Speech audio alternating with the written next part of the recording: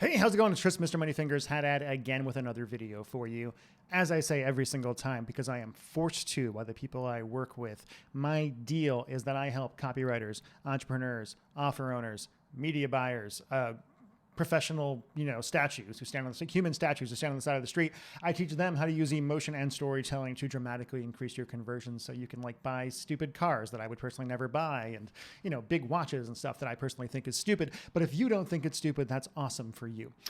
Today, what I want to talk to you about is actually mental health. This is a thing that people ask me about all the time because I am extraordinarily open about the fact that I personally have been cursed with bipolar 2 for all of my 44 years, though I only got diagnosed when I was 39 or so, which, believe me, put a lot of things into context about why I'd been such a horrible asshole to so many people I cared about over the years. I'm a nice guy now, but believe me, if you go back and ask people who've known me for a long time, they will give you some doozies of stories, though I hear they were really, really funny. Anyway, my friend Noah Curtis, who is a copywriter, who's somebody I met on the interwebs on Facebook, asked me, he said, "Chris, how do you navigate entrepreneurship when you have bipolar?" I believe that Noah may have bipolar himself, but also a lot of other people have anxiety and depression and all sorts of those horrible things that can make it seem overwhelming and terrifying and have you just kind of curled up in bed all day, not really doing anything. The way that I've personally learned how to navigate entrepreneurship with mental health issues, significant ones that can significantly change my personality and make me into somebody I don't really like that much, is really by finding people I trust who I can have within my orbit and who understand the positives and the negatives that I personally bring to the table. One of the biggest mistakes you can make, whether you have mental health issues or not, is trying to do everything in your business or thinking that you have to be good at everything in your business. In my business, I have Mike Halakakis, who is my number one employee, who I've worked with for 8 or 9 years now. And what makes us work so incredibly well is that we respect each other. Mike knows that what I bring to the table is the creativity and the charm and the copywriting chops and things like that. And what he brings to the table is running the actual business and doing the stuff that my brain is simply bad at.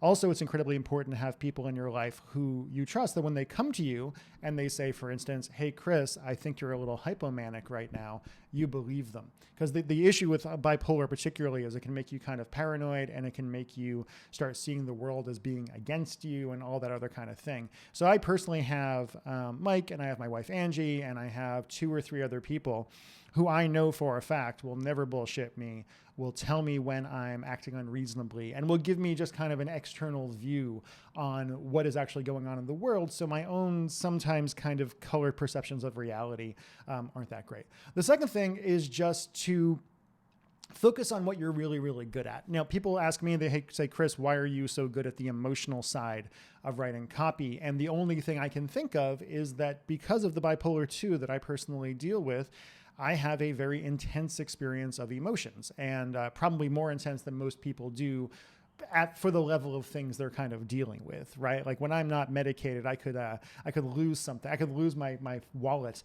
in the house, and 2 hours later, I'm sobbing on the floor because it seems so overwhelming. And that sucks. But the upside to that is that I am very, very in tune with emotion in general. I kind of see the world in emotional terms. And I think it's important to see that if you're dealing with bipolar or schizophrenia or depression or whatever else, that sucks. It's really, really hard. People that don't go through it don't get it. But there is a compensation of some kind. There is good things that can come from it, right? I would not be the copywriter I am today if I hadn't gone through all that stuff. I'm not sure if it's worth it per se, personally, because it was dark stuff, but it is what it is now anyway. So the main things and the third one is just that basically it's your superpower, right? As bad as your mental health issues may be, they do give you a different perception on the world, a perception on people, a perception of everything else.